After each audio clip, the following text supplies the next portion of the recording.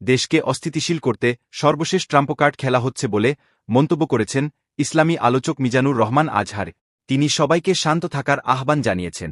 মঙ্গলবার ২৬ নভেম্বর সন্ধ্যায় নিজের ভেরিফাইড ফেসবুক পেজে এক স্ট্যাটাসে তিনি এ আহ্বান জানান দেশবাসীর কাছে। ফেসবুক পোস্টে মিজানুর রহমান আজহারি বলেন, সম্ভবত দেশকে অস্থিতিশীল করার সর্বশেষ ট্রাম্প কার্ড খেলা হচ্ছে। দয়া করে সবাই শান্ত থাকুন। কোনো উস্কানিতে পা দেওয়া যাবে না। বিজয় আমাদেরই হবে ইনশাল্লাহ।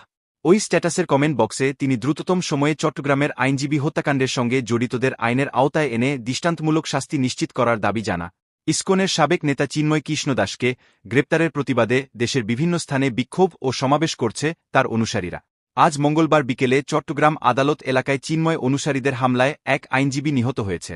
এ নিয়ে সামাজিক যোগাযোগ মাধ্যম ফেসবুকে চলছে মিশ্র প্রতিক্রিয়া। এ ঘটনায় দেশবাসীকে শান্ত থাকার আহ্বান জানিয়ে ফেসবুকে পোস্ট করেছেন অন্তর্বর্তী সরকারের কয়েকজন উপদেষ্টা। এছাড়া